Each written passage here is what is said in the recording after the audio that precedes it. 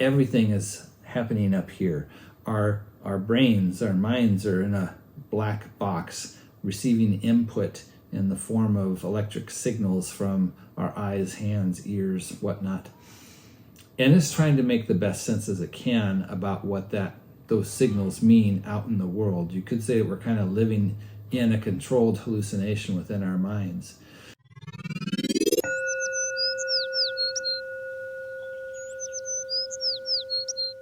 Welcome to Kinship Cafe. I am your host, Jim Jones, and I am so glad you joined us today. We are going to start a new series called Wellbeing and the Tao. And within this series, we want to address issues of well-being, but from the perspective or how the Tao can maybe help to inform some ideas or thoughts about well-being. And when we're talking about well-being, there's a number of different directions we can look at this, but after we're thinking about things like food and safety and shelter, the primary concern that we have is about meaning and purpose. When we have that meaning and purpose in our life, that gives us the foundation that we need for all different kinds of personal transformation. Now, in this series, I don't intend to actually give you your meaning and purpose, but I hope to create a context in which you can help to discover it for yourself. So when we're talking about things that we believe, things that we know, and really getting at the core of our thoughts about what the world is about, it is only when we come into contrast with something else that we can truly understand what it is that we do know and what we do believe. And that's really what I'm hoping to accomplish with this course, is to present both my personal perspective on things and what we're going to be seeing as far as how the Daodejing presents a worldview, not for the purpose of trying to convert you to this way of thinking, but more so that you can hopefully have some kind of contrast with where you're at now, which will help you to see more clearly what it is you currently believe, and if that works for you or if it needs to modify or in which way. It's that contrast that's going to help expose different ways that we can perceive our world in a way that we can hopefully move to a more hopeful, more helpful way of looking at things. I want to start by sharing two thoughts that are very important to how I see the world and the ways that I approach things. The first is a quote that's anonymous, at least the best that I can tell from the research that I did, but it states, "We don't see the world as it is, we see the world as we are." And there's no underestimating how key this sets everything up to be. Everything is happening up here. Our brains, our minds are in a black box receiving input in the form of electric signals from our eyes, hands, ears, whatnot. And it's trying to make the best sense as it can about what those signals mean out in the world. You could say that we're kind of living in a controlled hallucination within our minds. And how well we process those signals that are coming from the outside is going to be an indicator of how closely we are interpreting what is actually out there in the world. And this is where that whole, we don't see the world as it is, but we see the world as we are. We're applying this interpretation, our best guess, to what's out there. And we have to be aware that that's the case, that we're not just naively seeing the world as it actually is, but we're reconstructing the world within our minds. And because of that, there's all sorts of room for error. And so how do we account for that? How might we construct things in such a way that we can maybe overcome some of those inherent errors of our natural biology for how we try to see the world, or our natural biases? So this is a key thing for how I look at life in general. We don't see the world as it is. We see the world as we are. That's kind of a key starting point for me. The second one, and this is something that might be a little bit harder for you to agree with, but I am fully convinced that we live in an entirely natural world and deterministic world. And so by natural, I consider myself a naturalist from a philosophical perspective, which basically is saying that the only world that exists is the natural world, that there isn't a supernatural world. Now, some naturalists will be very dogmatic about that and say that there is no possibility of any kind of supernatural world. I'm more on the side that says I just haven't found any evidence for it. But with that perspective, it naturally flows from that. Not, again, all naturalists, but a number of naturalists would come to the same conclusion then, that because the natural world is all there is, and the natural world operates according to sets of natural laws, that everything is, in a sense, then determined by those laws. Now, again, I'm not trying to convince everybody of this perspective or that you should adopt this perspective, but it is hopefully going to create a contrast or a backdrop for you to evaluate how you may look at things differently and help to get some clarity on those items for yourself. So let's talk then about some of the core elements of well-being. In this initial introductory video, I just want to make sure we cover some key components or ideas about well-being, as well as a brief overview of the Daodejing before we get started on the core material. So for right now, when we're thinking about the elements of well-being, there's really, in my mind, three main categories we can look at or kind of group the information within. The first one is our environment. This is going to be things like the air that we have access to, the water, food, shelter, other aspects of safety in our environment, temperature, all those kinds of things.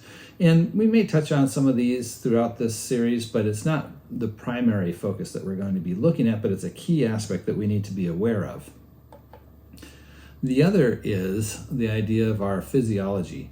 How do we function as humans? The more we have an understanding of how we work, the better we're going to be able to address trying to keep things fine-tuned and working well. How do we think about nutrition? How do we think about exercise and sleep and these kinds of concerns, as well as the different ways that the brain functions from a physiological perspective is going to be really important. And then finally, there is the psychological aspect. So, like I said, everything's happening up here. All of our experience is subjective experience. It's coming from our perspective of the world. And so that's where we're really going to spend our time, because that's where the rubber really meets the road. What are the main obstacles we have to change? Why is change so hard to do? I see one really key element to this, and that is our lack of knowledge. We really don't understand some of the key components that are necessary for how we actually bring about change. Things like about the biology and psychology that we were talking about earlier, but also when we're thinking about methodology or the different kinds of techniques that we might use for being able to bring about actual lasting transformation. So we'll want to definitely go through those. And one of those methodologies or tools that I want to talk about today is in regards to subjective well-being. Now, there's a lot of different traditions and methodologies that use something very similar to what I'll be talking about, whether it's cognitive behavioral therapy, cognitive appraisal theory, or a number of other things. I personally like narrative coaching quite a bit, and this is definitely a key within that concept as well. And I'm just going to refer to this as the event cycle within our subjective experience of the world. And it's going to start with this idea that there's a stimulus of some kind, whether it's something out in the world or something internal, a thought, or some kind of physiological experience that I might be noticing, like my heart rate has increased or something along those lines. And then we have a response to that. And you'll notice that I identify it as an emotional response. And the reason for that is we're not strictly logical, rational creatures. And ultimately, as much as we might have thought that that's the direction we want to go, it's emotions that actually get us to make decisions. We have seen with patients that lose the parts of their mind that allow them to have emotions, that they can reason and they can logic through ideas and decisions that they might need to make, but they can't actually get to the point of making a decision because it's that emotional component that actually gets you over the line one way or the other. So we want to keep that in mind as we're thinking about this process and about that response. It's an emotional response that's going to drive some type of outcome or some kind of behavior, whether it's additional thoughts that then feed back into that initial stimulus and kind of keep the cycle going, or some other type of action that the consequences of that action are going to continue to feed back into that cycle as well. Now, the key thing that we want to notice then is that there's a spot that's blank, and that's the place where we don't necessarily notice. It seems like there's some type of event, some kind of stimulus, and it just causes some type of reaction, and we just respond to it. But in reality, what's happening is we're interpreting that event or that stimulus, and it's our interpretation of that event that is bringing about our response, our emotional reaction to that. Now, why this is really important is that we are bringing stories about the world, about other people, about ourselves to our interpretations of these events and what do they mean. And depending on what kind of stories we're telling ourselves, we can be creating a different type of response to the same stimulus. Just to give you kind of a simple example, if we think about getting cut off in traffic, we might tell ourselves the story, that person was being very inconsiderate, or they weren't looking where they were going, or they're going too fast, and on and on. And because we're telling ourselves that story, we might start to get very upset about how we feel about that event that just happened, that stimulus that just happened. Well, my daughter likes to tell me this story about how she kind of started telling herself a little bit of a different story. She says when somebody cuts her off in traffic like that, she says, well, maybe they had to go poo. And this subtle shift in how she's thinking about it totally disarms the situation.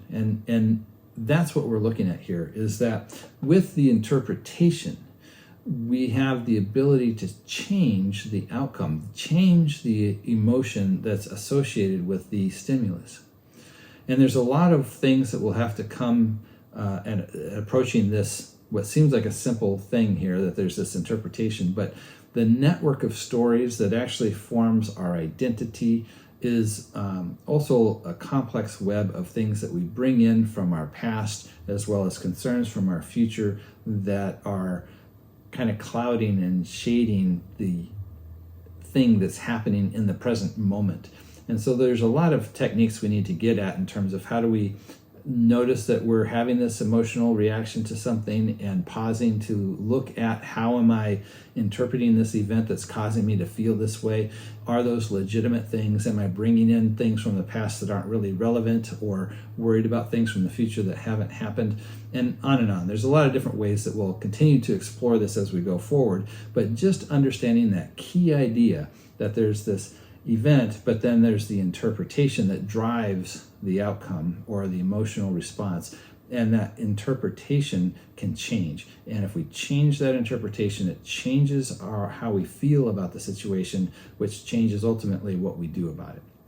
So when we're thinking about wanting to make change, there's a couple of different directions we can take when we're trying to bring about change. And the first one, and probably the one that's like just naturally comes to mind, is this idea of willpower. How do we muscle through and force our way through to do the thing that we want to do? And we've all had experience with this. Sometimes we're good at it, sometimes we're not. And even if we are successful with it, we find that it tends to be fairly short-lived. It seems to be a muscle that's very easily tired, and we run out of it quickly. So we want to look at maybe another way of trying to accomplish staying on task, or staying focused on accomplishing the things that we want to do. And so instead of willpower, we might look at this idea of identity. Who am I as a person? Now, how we might play this out, we could just use a simple example of, maybe I decided I don't want to eat cookies. So I've got a cookie on the table in front of me, and I've got a couple of different approaches here. So if I'm using the willpower, I'm trying to muscle through it, I might say something like, I can't eat that cookie. But when I say I can't eat that cookie, I'm already saying something like, I actually want the cookie, but I'm not allowed. And so I have to stop myself from doing something that I actually want to do. Whereas if we're approaching this from the idea of identity, I might use a phrase more like, I don't eat cookies. And now what we're saying is, I'm not the kind of person who eats cookies. It's not that there's this thing here that I really want to do and I have to struggle not to do it. I am projecting this identity of a person who does not eat cookies. And so for me to not eat cookies just simply reinforces what I'm telling myself about who I am. And as other people see that and notice it, then their perception of me will also be, I am somebody who doesn't eat cookies. And that social reinforcement of that identity is going to go a long ways towards making that stick. And so this will be kind of one of the key things that we're going to look at going forward as well. So we've got this idea of that there is identity that we want to look at in terms of how we think about personal change, and also recognizing the importance of interpretation and how that plays a role in our emotional response to things in our life. And so within this, we could say that the big thing we're looking for is a new story. We're going to start to find ways to talk to ourselves differently, to think of how we situate ourselves as a character in a story, other people within that story, the world at large. All these things are going to start to become a little bit more fluid as we start to find stories that work better for us, and as they better express what we're coming to understand in terms of meaning and purpose in our life. Okay, so with that, why are we bringing in the Daodejing? Well, as we kind of talked about earlier, one of the key things we want to address is this idea of the confrontation with the other, to provide that contrast. Many of us have probably not experienced this worldview that's presented in the Daodejing, and so it provides more of a unique perspective that will help us or challenge the perspective that we currently hold. And that's going to create that nice contrast that we need, which is also going to have those new stories that we're looking for. And then as a naturalist, one of the things I find very interesting about the Daodejing is its seeming how well it matches up with modern physics. And obviously the authors of the Daodejing were not physicists in the modern sense, but it is curious that the way that they were perceiving the world happens to match up very well with that. And so we'll kind of share some of that as we go along as well. So just a couple of quick things about what is the Daodejing. So just a little bit of the history here to kind of give us some context. So in the early days of China, it was under a unified rulership. And through various events that happened, it started to come apart. And the different states within China then started all vying for power. And they referred to this as the Warring States period.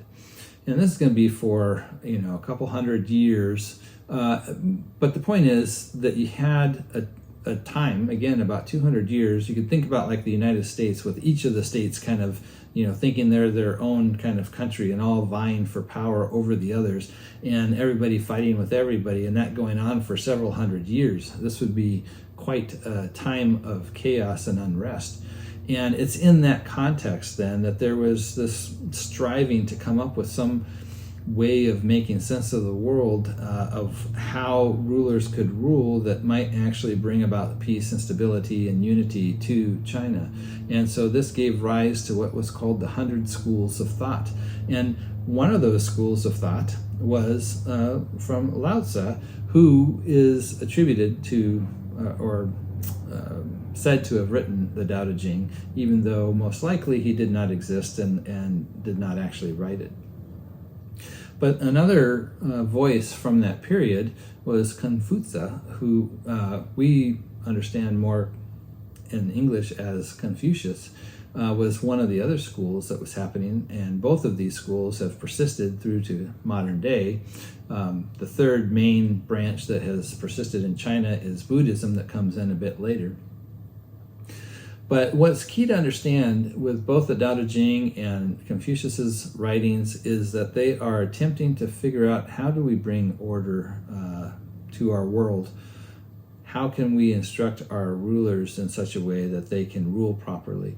They're almost kind of more like political tracts, and definitely are philosophical in nature, and not what people would normally think of as religious. Although later on, Taoism definitely becomes more of what we think of as a religion in the religious sense. But at this period in time, not everybody, but I definitely see it as much more of a philosophical text. And so that's kind of the main background of where it emerges from, the context it comes out of. And then the yin-yang symbol that you probably have seen before, this is actually kind of the key symbol of Taoism. And it actually really originates even prior to that from maybe the earliest book written or preserved in China, the I Ching. And so this is going to have a lot to do with how the worldview of Lao Tzu is focused in terms of this balance and the contrast between the yin and the yang. One final thing I will say about this is you may be wondering, why are we spelling it with a D instead of a T? So this is just a fluke of how things were translated initially, trying to get Chinese into English. For some reason, the D's were translated as T's, and so you have what looks like Tao Te Ching, and that kind of stuck. And so a lot of people are very familiar with that spelling of it, even though now the way they would translate it is with a D, so it's Daodejing. And so you see it both ways, but they're both referring to the same thing, and they're both pronounced the same way, Daodejing. So if you're wanting to follow along with what we're going to be exploring, I've got two texts that I recommend. The first one is a translation by Addiss and Lombardo, and the links will be down below. And the other one is Gia-Fu Feng and Jane English. These are maybe the two most used ones that I go with. The primary one, the Addiss and Lombardo, will be the one that I quote from primarily here. Neither of these are required, but if you find that you'd like to follow along or get your own copies, these would be two that I recommend. And again, the links will be down below. I want to thank you for joining us today for the inaugural session of Wellbeing in the Tao at Kinship Cafe. I'm looking forward to seeing you next week. If you liked what you saw, please like the video, subscribe so you get future episodes. Also, if you register at our website, kinship.cafe, you can get the email, which will send you the video each week, as well as give you access to participating in our live Zoom presentation or in our in-person class. Thanks so much. We'll see you next time.